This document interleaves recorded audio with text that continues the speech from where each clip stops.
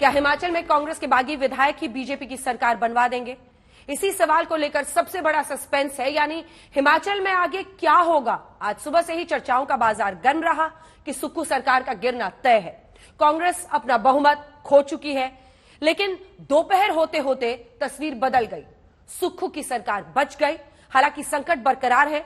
अगले 48 घंटों हिमाचल में बड़ा खेल हो सकता है। ऐसा क्यों है, आप इस रिपोर्ट के जरिए समझिए।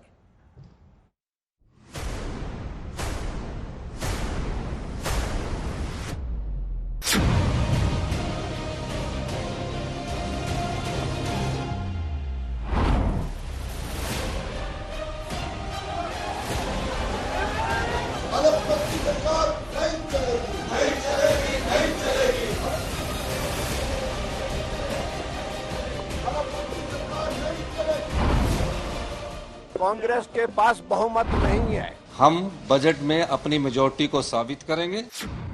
हिमाचल में सुक्खू की कुर्सी बचेगी या जाएगी? सिर्फ बजट पास करने के लिए, सरकार बचाने के लिए यह सस्पेंशन किया गया। संकट टला, लेकिन बड़ा खेल अभी बाकी है। कह सकता हूं कि 5 साल उनके आशीर्वाद से हम कांग्रेस की सरकार बनाएंगे। क्या सच होने वाली है बीजेपी की भविष्यवाणी? भारतीय जनता पार्टी की यहाँ सरकार बनेगी, मजबूत सरकार बनेगी। यात्रा पर राहुल और कांग्रेस को झटके पे झटका। नाराजगी का मतलब ये नहीं होता है कि नमक हलाली की जगह नमक हरामी हो। कांग्रेस के बागी तैयार, सुक्खू की गिरेगी सरकार। 43 विधायकों का समर्थन, लेकिन बीते दिन राज्यसभा चुनाव में बीजेपी ने पूरी बाजी पलट दी। कांग्रेस के 6 बागियों ने पार्टी को हरा दिया। भले ही आज सुक्खू सरकार ने किसी तरह सरकार बचा ली हो, लेकिन हिमाचल में कांग्रेस सरकार पर मंडरा रहे संकट के बादल अभी छंटे नहीं, क्योंकि 6 विधायकों ने खुल्लम खुल्ला बगावत की, जबकि एक बड़े मंत्री ने इस्तीफा देकर आने वाले दिनों में बड़े उलटफेर के संकेत दे दिए। हिमाचल की सियासी पिक्चर को समझने के लिए आज के 3 बड़े बयान को बहुत गौर से सुनिए। बयान नंबर 1, विक्रमादित्य का इस्तीफा।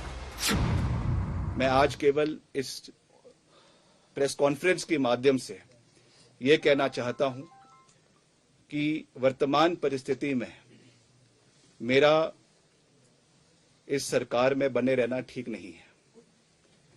इसलिए आज मैंने ये निर्णय लिया है that I am resigning from the Council of Ministers। मैं इस सरकार से एक मंत्री के रूप में इस्तीफा दे रहा हूं, जो मैंने निर्णय लिया है। बयान नंबर 2, हिमाचल में सुक्खू सरकार गिरेगी। कांग्रेस की सरकार गिर रही है। ये प्रयास हो रहे हैं कि इनको थोड़ा सस्पेंड किया जाए, इनको कुछ ये किया जाए। डिले टैक्टिक्स होता है ना, यार विधानसभा में होता है कि आज ये सस्पेंड कर दिए, कल वो इधर आ जाएंगे, कल वो इधर। तो कांग्रेस यहाँ से डिसमेंटल हो चुकी है। अब ये जो भी कोशिश करेंगे वो नाकामयाब होगा। अब यहाँ भारतीय जनता पार्टी की सरकार बने। बयान नंबर 3, सुक्खू झुकेंगे नहीं। बोलना तो उसका फायदा उठाओ ना। एक बात सुनो, भारतीय जनता पार्टी के अभी विपक्ष के नेता जयराम ठाकुर ने तो सदन में कह दिया कि मुख्यमंत्री जी ने इस्तीफा दे दिया ताकि भगदड़ हो। उन्होंने कहा, टीवी में चल पड़ा, मैंने तो कोई इस्तीफा नहीं दिया। मैं तो अभी लड़ाई लड़ रहा हूँ और लड़ाई जीतेंगे हम सरकार भी 5 साल से चलाएंगे। आप निश्चिंत रहिए। मतलब यही है कि मुख्यमंत्री सुखविंदर सिंह सुक्खू राज्यसभा में पार्टी को मिली हार के बाद भी सरेंडर की मुद्रा में नहीं।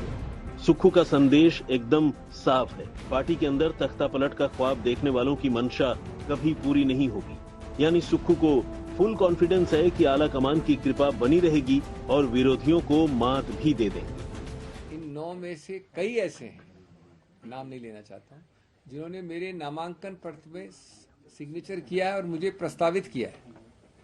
आप ईमान की किसकी बात करते हैं? आप प्रश्न हमसे पूछते हैं। इतने दबाव के पास जहाँ CRPF को लगाया गया हो, जहाँ आज हरियाणा पुलिस लगाई गई हो, चॉपर उनके लिए जा रहे हों, फिर भी मैं उन विधायकों का धन्यवाद करना चाहता हूं जो हमारे साथ कंधे से कंधा मिलाकर कांग्रेस पार्टी को जीवित खड़े हैं। और जो 6 विधायक हैं उसमें से भी कुछ विधायक हमारे संपर्क में हैं। मौसमी सिंह हमारी सहयोगी इस वक्त हमारे साथ जुड़ रही हैं और सतेन हमारे सहयोगी भी जुड़ रहे हैं। मौसमी, देखिए, एक लड़ाई तो अभिषेक मनु सिंह भी हार गए, हर्ष महाजन राज्यसभा सांसद बन गए, लेकिन एक दूसरी लड़ाई है सुखविंदर सिंह सुक्खू के मुख्यमंत्री पद पर बने रहने की। क्या आज जो टीम आई थी, जिसमें डीके शिव कुमार थे, जिसमें भूपेंद्र हुड्डा थे, वो विधायकों से 1-to-1 करने के बाद किसी निष्कर्ष पर, नतीजे पर पहुंचे मुख्यमंत्री को लेकर? देखिए, एक पूरी रिपोर्ट तैयार की जा रही है। तमाम विधायकों ने अपनी शिकायतें रखी हैं और हमें ये संकेत मिल रहा है कि कोई बड़ा कठोर निर्णय पार्टी आलाकमान ले सकता है रिपोर्ट के बिना पर। तो 24 घंटे का वक्त है जब ये रिपोर्ट पार्टी हाईकमान को हैंडओवर की जाएगी। मुझे लगता है 24 घंटे खत्म होने से पहले ही हैंडओवर हो जाएगी और नेतृत्व में परिवर्तन को लेकर कोई बड़ा फैसला पार्टी ले सकती है। कहीं ना कहीं ये संदेश साफ है कि पार्टी से ऊपर कोई नहीं है। व्यक्ति विशेष पर ध्यान न देके पार्टी के हित को ध्यान में पार्टी के हित को ध्यान में रखकर आगे का फैसला अंजना लिया जाए। धन्यवाद आपका। बने रहिए हमारे साथ। मौसमी सिंह हमारी सहयोगी और सतेन दोनों हमारे साथ बने हुए हैं। सतेन, इसके बाद आपके पास आऊंगी। एक रिपोर्ट अपने दर्शकों को दिखाते हैं। राज्यसभा चुनाव में मिली करारी हार ने सुक्खू सरकार पर संकट खड़ा कर दिया। दरअसल कांग्रेस विधायकों की संख्या मैजिक नंबर से बहुत ऊपर है, लेकिन बहुमत होने के बाद भी कांग्रेस हार गई। संख्या बल नहीं होने के बावजूद बीजेपी जीत गई। बीजेपी के इसी दांव ने हिमाचल में कांग्रेस के पांव उखड़ने के संकेत दे दिए। यहां आपको ये समझना है कि हिमाचल में सरकार बचाने के लिए सुक्खू और कांग्रेस को 2 मोर्चे पर लड़ाई लड़नी होगी। पहला मोर्चा पार्टी के अंदर असंतुष्टों से निपटना, क्योंकि अभी तक 6 विधायकों ने बगावत का बिगुल फूंका, लेकिन इस लिस्ट में और भी नाम हो सकते हैं। अब कांग्रेस को बागियों को मनाना होगा। मुमकिन है कि बड़ा परिवर्तन करना पड़े, यानी सीएम फेस बदलना। दूसरा मोर्चा कांग्रेस से बीजेपी में आए हर्ष महाजन की रणनीति से निपटना। बीते दिन सुक्खू के पांव के नीचे से हर्ष महाजन ने जीत छीन ली। बड़ी बात यह है कि राज्यसभा सांसद चुने गए हर्ष महाजन के रिश्ते कांग्रेस के कई विधायकों से अच्छे हैं, यानी आने वाले दिनों में कांग्रेस के विधायकों में फूट संभव है। सरकार की खरीदो फरोख्त हुई है, उसका मतलब ये नहीं कि कांग्रेस का संख्या बल कम हो चुका है। योद्धा की तरह लड़ाई लड़ता हूं और मुझे कांग्रेस पार्टी ने, राहुल गांधी जी ने मुझे प्रदेश की जिम्मेवारी सौंपी है और मैं दावे के साथ कह सकता हूं कि 5 साल उनके आशीर्वाद से हम कांग्रेस की सरकार बनाएंगे। खड़गे साहब के आशीर्वाद से कांग्रेस की सरकार रखेंगे। एक योद्धा जो होता है उसको सबसे पहले सिपाहियों की जरूरत पड़ती है, तो कितने सिपाही आपके पास मौजूद हैं? देखिए, हमारे पास पूरे सिपाही है। सुक्खू जी, अगर आपके पास हमारे विधायक हैं तो बताइए ना, उनमें से आपने कितने लोगों को फोन किए, लेकिन वोट तो एक ही नहीं पड़ा आपका। आपके उल्टा 43 जो वोट आप गिनते थे, 43 गिनते थे, वो 34 कैसे रिप्रेजेंट दे? और हमारे 25 थे और 25 से वो 34 कैसे बने? इसका जवाब दीजिए ना। सरकार कार्यकाल पूरा करेगी, वो ये कह रहे हैं। ऐसा है ना कि उनकी भावनाएं जिस प्रकार की है, वो मैं उस पर कुछ कहने नहीं चाहता हूँ। बीजेपी का सीधा आरोप है कि सुक्खू सरकार के पास बहुमत नहीं बचा है। फ्लोर टेस्ट हुआ तो कांग्रेस की सरकार का जाना तय है। ये कोई ऐसा नहीं है कि पहली बार इस मान्य सदन में हुआ हो। चाहे सरकार भारतीय जनता पार्टी की रही हो, तो उस समय का जो विपक्ष था कांग्रेस पार्टी के रूप में, उनकी भी एक्सपेल्शन हुई है और उन्होंने तो ऑर्डर को मान के बाहर चले गए चुपचाप करके। और कई बार मैं तो इस मान्य सदन का 6th विधानसभा से सदस्य हूँ और मुझे याद है उस समय के मुख्यमंत्री वीरभद्र सिंह और उस समय की जो अपोजिशन पार्टी थी, ये तब भी हुआ है। और मार्शल के द्वारा जो माननीय सदस्य हैं अंदर, अगर उन्होंने उस ऑर्डर का डिफाइंस किया, यानी उनको जब सस्पेंड कर दिया तो बाहर जाना चाहिए, नहीं गए तो फोर्सिबली देवर उठा के रिमूव किए गए हैं। पहले भी ऐसा हुआ। विधानसभा एडजॉर्न की गई 12 बजे तक, लेकिन 1:15 बजे तक ना विधानसभा के अध्यक्ष आए, ना मुख्यमंत्री आए। इस तरह का तमाशा हमने कभी नहीं देखा। और ये सस्पेंशन भारतीय जनता पार्टी के विधायकों का इसलिए किया गया क्योंकि बजट पास होना है और बजट पास करने के लिए इनके पास बहुमत नहीं है, और बहुमत नहीं है तो इसलिए भाजपा के सदस्यों को बाहर कर दो, उसके बाद हम सदन में बजट जो पेश किया है उसको पारित करेंगे। आज तक कभी ऐसा नहीं हुआ और ये बहुत ही दुर्भाग्यपूर्ण है विधानसभा का अंतिम दिन कल है। आज बजट पास होना था। सिर्फ बजट पास करने के लिए, सरकार बचाने के लिए ये सस्पेंशन किया गया। आखिरकार बजट पास हो गया और एक दिन पहले ही स्पीकर ने सत्र को खत्म कर दिया, यानी अस्थायी तौर पर संकट टल गया। अगले 3 महीने के लिए अब कोई खतरा नहीं। लेकिन हिमाचल में सियासी उठापटक पर प्रियंका गांधी ने सोशल मीडिया पर पोस्ट करते हुए लिखा, लोकतंत्र में आम जनता को अपनी पसंद की सरकार चुनने का अधिकार है। हिमाचल की जनता ने अपनी इसी अधिकार का इस्तेमाल किया और स्पष्ट बहुमत से कांग्रेस की सरकार बनाई। लेकिन भाजपा धनबल, एजेंसियों की ताकत और केंद्र की सत्ता का दुरुपयोग करके हिमाचल वासियों के इस अधिकार को कुचलना चाहती है। इस मकसद के लिए जिस तरह भाजपा सरकारी सुरक्षा और मशीनरी का इस्तेमाल कर रही है, वो देश के इतिहास में अभूतपूर्व है। 25 विधायकों वाली पार्टी यदि 43 विधायकों के बहुमत को चुनौती दे रही है, तो इसका मतलब साफ है कि वो प्रतिनिधियों के खरीद फरोख्त पर निर्भर है। इसका ये रवैया अनैतिक और असंवैधानिक है। हिमाचल और देश की जनता सब देख रही है। जो भाजपा प्राकृतिक आपदा के समय प्रदेश वासियों के साथ खड़ी नहीं हुई, अब प्रदेश को राजनीतिक आपदा में धकेलना चाहती है। दरअसल क्राइसिस मैनेजमेंट का जिम्मा प्रियंका गांधी ने संभाल रखा है। कई विधायकों से डायरेक्ट बात की है, यहाँ तक कि असंतुष्ट विधायकों को मनाने की कोशिश की। इसी कड़ी में कांग्रेस ने डीके शिव कुमार और भूपेंद्र सिंह हुड्डा को हिमाचल प्रदेश में ऑब्जर्वर बनाकर भेजा है। ऑब्जर्वर पार्टी के सभी विधायकों से बातचीत करेंगे, मुख्यमंत्री सुक्खू को लेकर विधायकों की राय जानेंगे, असंतुष्ट विधायकों से बात कर कारणों को समझेंगे। कल ऑब्जर्वर पार्टी अध्यक्ष खरगे को रिपोर्ट सौंपेंगे। आज तक ब्यूरो। सतेन हमारे सहयोगी हमारे साथ जुड़ रहे हैं। सतेन, ये क्राइसिस खत्म हुआ कांग्रेस के लिए, संकट टला या क्या? जो बातचीत आपको वहां पर हो रही है, आपकी क्या समझ में आ रहा है?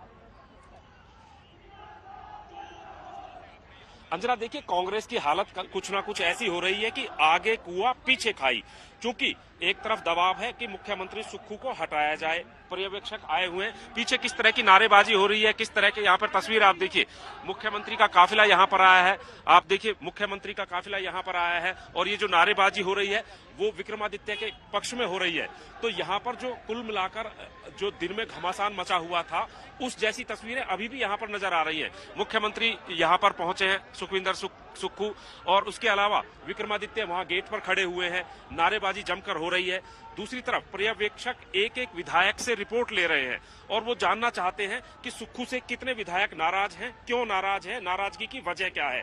दूसरी बात, लोकसभा के चुनाव कभी भी ऐलान हो सकता है, लिहाजा अब कांग्रेस को डर ये भी सता रहा है कि अगर नया चेहरा वो लाते हैं और उस चेहरे से बात नहीं बनती है तो ये एक बहुत बड़ा रिस्क हो जाएगा। लिहाजा अब कोशिशें इस तरह की हो रही है कि मान मनोबल करके इस तूफान को कुछ समय के लिए दबाया जा सके और लोकसभा चुनावों तक मुख्यमंत्री सुक्खू को बनाए रखा जा सके। इस तरह की बातें हो रही हैं। तस्वीरें एक बार फिर से मैं दिखा रहा हूँ, देखिए किस तरीके से यहाँ पर लगातार नारेबाजी हो रही है और जो राजनीति में हथकंडे होते हैं, प्रेशर बनाया जाना, लोग अपने समर्थकों को लेकर आ रहे हैं। तो कुल मिलाकर जो दिन में घमासान बना हुआ था उसमें कोई परिवर्तन नहीं आया है। लगातार उस तरह के हालात ही अभी बने हुए हैं। सरकार बच गई है, लेकिन सुक्खू बचेंगे या नहीं बचेंगे, इसका ये पर्यवेक्षकों की रिपोर्ट फैसला करेगी। अंजना, धन्यवाद आपका सतेन इस तमाम जानकारी के लिए। बीजेपी का आरोप है कि सरकार के पास बहुमत नहीं है, लिहाजा प्लान के तहत पहले बीजेपी के 15 विधायकों को सदन से निलंबित कर दिया गया। पूरे मामले पर केंद्रीय मंत्री अनुराग ठाकुर का क्या कहना है, आइए आपको सुनवाते हैं। इतना मर्जी अन्याय करेंगे, इससे कुछ होने वाला नहीं है। ये एक बात स्पष्ट है कि हिमाचल की जनता किसी बाहर वाले को भी राज्यसभा के उम्मीदवार के रूप में जो कांग्रेस लाई उसको स्वीकार नहीं था। ये कांग्रेस के नेताओं को, विधायकों को भी स्वीकार नहीं था। साथ ही साथ एक मौका था अपना आक्रोश दिखाने का, वो उन्होंने दिखाया है, लेकिन जो स्पीकर महोदय ने किया वो अनुचित है, वो नहीं करना चाहिए था। अगर उनके पास नंबर्स नहीं है तो उसका पहला उदाहरण उन्होंने खुद दे दिया है कि बीजेपी के विधायकों पर गाज गिरा रहे हैं, जहां एक और उनके अपने कांग्रेस के विधायक छोड़कर जा रहे हैं। ये जो क्रॉस वोटिंग को लेकर एक साजिश रचाई जा रही है कि कांग्रेस सरकार को गिराई जाए, इस ऑपरेशन लोटस का सामना करने के लिए क्या क्या कदम कांग्रेस पार्टी को उठाने हैं। कांग्रेस अध्यक्ष ने इन 3 बड़े हमारे वरिष्ठ साथियों से कहा है कि आप सभी से मिलिए, सभी के मन में क्या है, क्या मांगे हैं, क्या शिकायतें हैं, वो सुनिए और मुझे जल्द से जल्द रिपोर्ट पेश कीजिए।